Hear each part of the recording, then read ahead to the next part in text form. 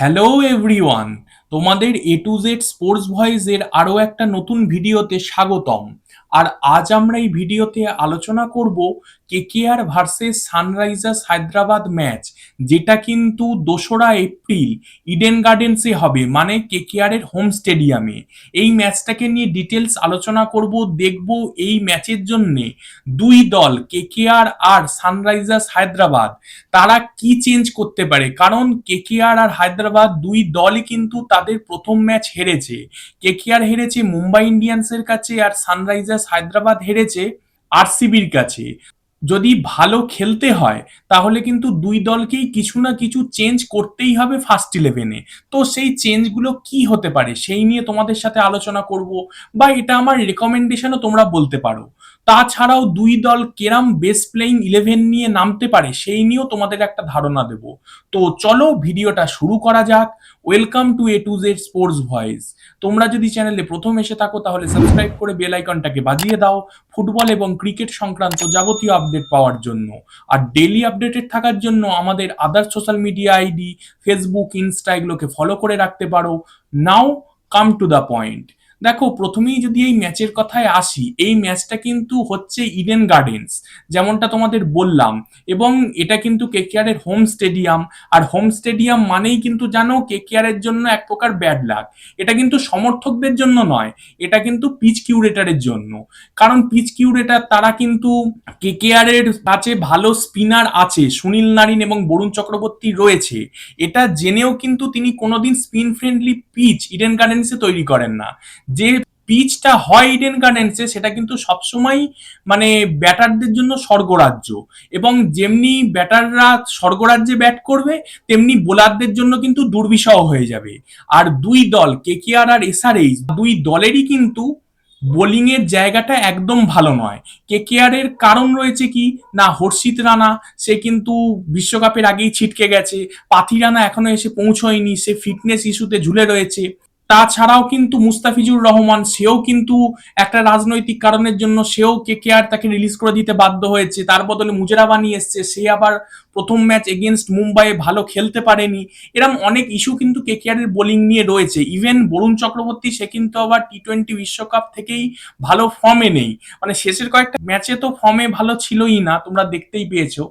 এবং হায়দ্রাবাদ তাদের অবস্থা বোলিং এ আরো খারাপ, কারণ তাদের বোলিং যে লাইন আপটা সেটা আবার ওয়ান ওয়ে ট্রাফিক, তারা আবার কোনো ভ্যারিয়েশনই নেই তাদের বোলিং লাইন আপে।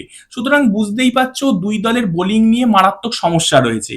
তো আমাদের দুই দল নিয়ে তো চিন্তা নয়, চিন্তা ঘরের দল কেকেআর কে নিয়ে বেশি, যে কেকেআর কেমন খেলবে বা কি করে কেকেআর এর পারফরমেন্সটাকে আরো ভালো করা যায়। দেখো, কেকেআর এর ব্যাটিং লাইন আপের দিকে তাকালে দেখবো কেকেআর এর ব্যাটাররা কিন্তু প্রথম ম্যাচ এগেনস্ট মুম্বাই ভালো খেলেছিল, এবং সেখানে রাহানে বলো, আংক্রিজ বলো, ফিন অ্যালেন বলো, এরা তিনজন তো খুবই ভালো খেলেছিল। ক্যাম গ্রিন সে বল করেনি, ব্যাট করেছে, হ্যাঁ বড় রান পায়নি, তবে তার ব্যাটিং দেখে কিন্তু মনে হয়েছে সে কিন্তু ভালো টাচে আছে। বিশেষ করে যে স্লগ সুইপটা সে মেরেছিল, আমার তো তাকে দেখে ভালোই সে টাচে আছে মনে হয়েছে। এছাড়াও রিঙ্কু সিং সে রান পেয়েছে, তবে তার থেকে আরো ডিস্ট্রাকটিভ ব্যাটিং আমরা কিন্তু আশা করি, সেটা অবশ্যই দেখতে পাইনি। আর রমনদীপ অল্প কটা বল খেলেছিল। মানে মূল সমস্যা কিন্তু হচ্ছে এই বোলিং এর জায়গাটায়। তাহলে কেকেআর এ কি কি চেঞ্জ করলে কেকেআর এর এই লাইন আপটা আরো ভালো হতে পারে। দেখো, ফার্স্ট যে চেঞ্জটা আমি রেকমেন্ড করব সেটা আর কিছু নয়, এই ব্লেসিং মুজরাবানি সে যখন ভালো খেলতে পারেনি এগেনস্ট মুম্বাই, আমার মতে তাকে বসিয়ে দেওয়া হোক এবং তার বদলে খেলানো হোক সৌরভ দুবেকে, বা ইম্প্যাক্ট প্লেয়ার হিসেবে সৌরভ দুবেকে ইন্ট্রোডিউস করা হোক।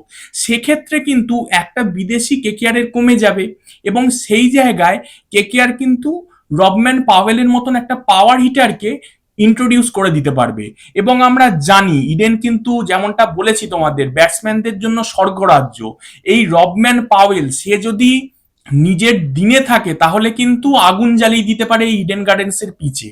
আর আরেকটা চেঞ্জ আমি চাইবো, সেই জিনিসটা হচ্ছে আংক্রিস রঘুবংশী। আগের দিন আমি একটা জিনিস দেখলাম, রাহানে স্পিনটাকে তবু ভালো খেলেছে, আংক্রিস খারাপ খেলেছে আমি বলছি না, কিন্তু কি বলতো তার এই রিঙ্কুর মতন সমস্যা আছে, গিয়ার গরম করতে দু চারটে বল লাগে।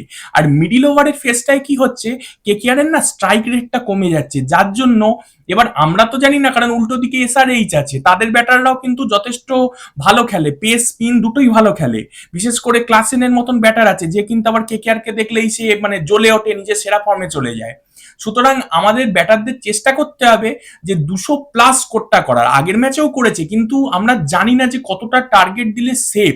সেই কারণে যত বেশি সম্ভব রান আমরা করে রাখবো, বোর্ডে তুলে দেবো, সেটাই কিন্তু কেকেআর এর জন্য সেফ হবে। সুতরাং আমি চাই রবম্যান পাওয়েলকে যাতে ইন্ট্রোডিউস করা হয়, যেমনটা তোমাদের আগেই বললাম। এছাড়া কিন্তু আংক্রিসকে যদি 3 নম্বরে খেলানো যায়, তাহলে কিন্তু পাওয়ার প্লেটাকে সে ভালোভাবে ইউটিলাইজ করতে পারে, এবং তার যে একটু ধরে খেলার ক্ষমতা বা গ্যাপ খুঁজে নেওয়ার ক্ষমতা, সেটাকে সে পাওয়ার প্লেতে মানে কাজে লাগাক। এবং ক্যাম গ্রিন, সে কিন্তু আগের ম্যাচেই আমার এগেনস্ট মুম্বাই যেটা দেখে মনে হয়েছে, বা তার ডোমেস্টিকেও যেটুকু আমি তাকে ফলো করেছি, সে কিন্তু পাওয়ার হিটিংটা খুব ভালোই করে। এবং বললাম যেমনটা তোমাদের, যে ওই স্লগ সুইপটা, ওটা কিন্তু আমার মাথায় ভাসছে, এবং তাতে কিন্তু যথেষ্ট পরিমাণ পাওয়ার ছিল। তাই আমার মনে হয় তাকে যদি 4-এ নামিয়ে আনা হয়, সেক্ষেত্রে কিন্তু কেকেআর এর জন্য সেটা বেস্ট হতে পারে। সেক্ষেত্রে ফার্স্ট ইলেভেনটা আমি এমন চাইছি, দেখো ওপেন করবে রাহানের সাথে ফিনালেনি, 3 নম্বরে থাকছে আংক্রিস, বললামই কেন। 4 নম্বরে আমি খেলাচ্ছি ক্যাম গ্রিনকে, 5 নম্বরে আমি রাখছি রিঙ্কু সিংকে, 6 নম্বরে আমি রাখছি রমনদীপকে। 7 নম্বরের জায়গাটায় আমি দেখো অনুকূলকে বসাতে চাই না, তবে কি বলতো, ফিল্ডিং তো তাকে এমনিও করানো যায়। কেকেআর আগেও তাকে ফার্স্ট ইলেভেনে না খেলিয়ে ফিল্ডিং করিয়েছে, সে ফিল্ডিংটা করুক না। আগের ম্যাচে সে কিন্তু দুর্দান্ত ফিল্ডিং করেছে, একটা ক্যাচ নিয়েছে, একটা রান আউট, দুর্দান্ত সে। কিন্তু আমি চাই না তাকে বসাতে, তবে কিছু জায়গায় কিন্তু তার থেকে রবম্যান পাওয়েল ভালো করবে, এটা কিন্তু আমার মত। কারণ অনুকূল সে রঞ্জি ট্রফিতে দুর্দান্ত করেছে, 300+ রান, 15+ উইকেট তার আছে, তো সব ঠিক আছে। কিন্তু রবম্যান পাওয়েল তার মতন ফিজিক্যাল পাওয়ার কিন্তু অনুকূলের নেই, এবং এই ম্যাচে দরকার যে একটা বল পেলে সেটাকেই 6-এ রূপান্তরিত করা, আর সেটা অনুকূলের থেকে রবম্যান ভালো করবে। তাই আমি 7-এ রবম্যানকে রাখতে চাই, 8-এ আমি রাখবো নারিনকে, 9-এ আমি রাখবো বরুণ চক্রবর্তীকে, 10-এ কার্তিককে, 11-এ আমি রাখছি বৈভব আরোরাকে। এবং দেখো, আমি চেয়েছিলাম যে বৈভব অরোরাকে সরিয়ে দিতে, কিন্তু তাকে কাকে দিয়ে রিপ্লেস তুমি করবে? হর্ষিত রানা যদি থাকতো একরকম ব্যাপার, এবং হর্ষিত রানার অনুপস্থিতিতে সেই কিন্তু দলের সব থেকে সিনিয়র পেস বোলার। সুতরাং তাকে সরিয়ে দিলে দলের কিন্তু ভারসাম্য নষ্ট হয়ে যেতে পারে। আর ইম্প্যাক্ট প্লেয়ার হিসেবে আমি চাই যে কোনো একটা প্লেয়ারকে রিপ্লেস করে তার জায়গায় সৌরভ দুবেকে কিন্তু নামিয়ে দেওয়া হোক।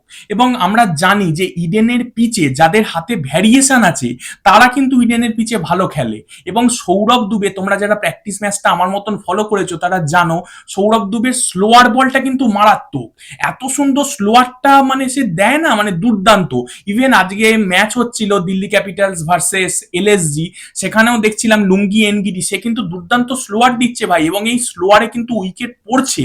সুতরাং এই স্লোয়ার বলটা যে বোলাররা ভালো করে, তাদেরকে কিন্তু ইডেনের পিচে খুব দরকার। তাই আমি মুজরাবানির আগে কিন্তু সৌরভ দুবেকে খেলাবো। সেক্ষেত্রে কিন্তু আমার 4জন বিদেশি হবে, ফিন অ্যালেন, ক্যাম গ্রিন, রবম্যান পাওয়েল আর সুনীল নারিন। এক্ষেত্রে কিন্তু দলে দেখো 4টের মতন পেস অপশন থাকছে। তোমরা বলবে কে কে? দেখো কার্তিক শর্মা তো থাকছেই, বৈভব আরোরা থাকছে, তার সাথে সাথে সৌরভ দুবেকে আমি ইম্প্যাক্ট প্লেয়ার হিসেবে আনছি, সঙ্গে রবম্যান পাওয়েল 1-2 ওভার করে দিতে পারে। এছাড়াও কিন্তু সুনীল নারিন, বরুণ চক্রবর্তী থাকছে। সুতরাং একটা 6টা বোলিং অপশন কিন্তু থাকছে, যার মধ্যে 4জন কিন্তু পেসার আর 2জন স্পিনার। এবার যদি এসআরএইচ এর কথায় আসি, দেখো সানরাইজার্স হায়দ্রাবাদ কিন্তু আগের ম্যাচে কেকেআর এর মতনই 200+ রান করেও হেরেছে, এবং এই হায়দ্রাবাদের হয়ে কিন্তু 2জন দুর্দান্ত খেলেছে। একজন হচ্ছে তাদের স্টপ গ্যাপ ক্যাপ্টেন ঈশান কিষান, তোমরা জানো যে প্যাট কামিন্স এই ম্যাচেও থাকবে না। আর সেকেন্ড জন হচ্ছে অনিকেত ভার্মা, যে কিন্তু সম্ভবত 43 রান করেছিল, খুব কম বলেই করেছিল। আর ঈশান কিষান যতটা আমার মনে পড়ছে 80+ রান করেছিল। তো এই দুজন কিন্তু দুর্দান্ত ফর্মে রয়েছে এবং ফর্ম নিয়ে আসছে, সুতরাং এদের দিকে কিন্তু কেকেআর প্লেয়ারদের বাড়তি নজর রাখতে হবে। আর আরেকটা জিনিস তোমাদের আমি জানিয়ে দিতে চাই, ব্রাইডন কার্স, অনেকে বলছে যে এসআরএইচ তাকে খেলাবে, এই ওই, ব্রাইডন কার্সকে খেলাবে না, এই ম্যাচে ব্রাইডন কার্স নেই, অন্তত 3-4টে ম্যাচ তার আরো লাগবে, তার হাতের ইনজুরি রয়েছে ফিট হতে। সুতরাং এসআরএইচ এর ক্ষেত্রে কিন্তু আমি একটা পরিবর্তন করব। আমি যেমনটা বললাম যে তাদের ফার্স্ট ইলেভেনের যে বোলিং ডিপার্টমেন্টটা রয়েছে সেটা কিন্তু খুব ওয়ান ডাইমেনশনাল, মানে ভ্যারিয়েশন নেই। আর ইডেনে ভ্যারিয়েশন না থাকলে যে কোনো বোলারের জন্য সেটা মানে হেডাচি হয়ে যেতে পারে। এবং আগের ম্যাচে আমরা দেখেছি যে ইশান্ত মালিঙ্গা প্লেয়ারটা কিন্তু সব থেকে বেশি ইকোনমিতে বল করেছে এবং ভালো বল করতে পারেনি। তার বদলে আমি কিন্তু কেকেআরেরই এক্স প্লেয়ার শিবম মাবিকে খেলাতে চাইছি। তাহলে তাদের ফার্স্ট ইলেভেনটা ঠিক কেরাম দাঁড়াচ্ছে দেখো, তাদের ওপেন করছে অভিষেক শর্মার সাথে ট্র্যাভিস হেড, 3 নম্বরে থাকছে ঈশান কিষান ক্যাপ্টেন, 4 নম্বরে থাকছে নীতিশ কুমার রেড্ডি, 5 নম্বরে ক্ল্যাসেন, 6 নম্বরে সালিল আরোরা, 7 নম্বরে অনিকেত বর্মা, 8 নম্বরে থাকছে হর্ষ দুবে যে কিন্তু লেফট আর্ম স্পিন করে, 9 নম্বরে থাকছে হর্ষল প্যাটেল, 10 নম্বরে জয়দেব উনাদকাট, 11 নম্বরে ডেভিড পাইনে। এই ডেভিড পাইনে কিন্তু আগের ম্যাচ এগেনস্ট আরসিবি কিন্তু 2টো উইকেট তুলেছে, সুতরাং ইনফর্ম রয়েছে বলতে পারো। এবং এই প্লেয়ারটাও কিন্তু স্লোয়ারের ওপরেই বিশ্বাসী, এও কিন্তু খুব ভালো যে সুইং আনতে পারে এরমটা নয়, মানে প্লেয়ারটাকে যতদূর তুমি দেখবে দেখবে ডেথ ওভার বা মিড ওভারের দিকে বেশি সাকসেসফুল। যাই হোক, আর ইম্প্যাক্ট প্লেয়ার হিসেবে যদি বলি, ইম্প্যাক্ট প্লেয়ার হিসেবে আমি শিবম মাভিকে রাখছি। তো আমার মতে এটাই কিন্তু দুই দলের বেস্ট ফার্স্ট ইলেভেন হতে পারে এবং কালকের ম্যাচ সেটা কিন্তু খুব এনজয়েবল হবে এবং আশা করি ঘরের দল কেকেআর তারা কিন্তু এসআরএইচ কে হারিয়ে দেবে এবং নিজেদের সেরা খেলাটা খেলবে। তো তোমাদের কি মনে হয় কেকেআর এর বেস্ট ইলেভেন সেটা কেমন হতে পারে? তোমরা কি আমার এই বেস্ট ইলেভেনের সাথে একমত? কমেন্ট করে জানাও। আর ভিডিওটা ভালো লাগলে সাবস্ক্রাইব করে বেল আইকনটাকে বাজিয়ে দাও, লাইক করো, কমেন্ট করো, শেয়ার করো। Thanks for watching. জয় হিন্দ, জয় ভারত।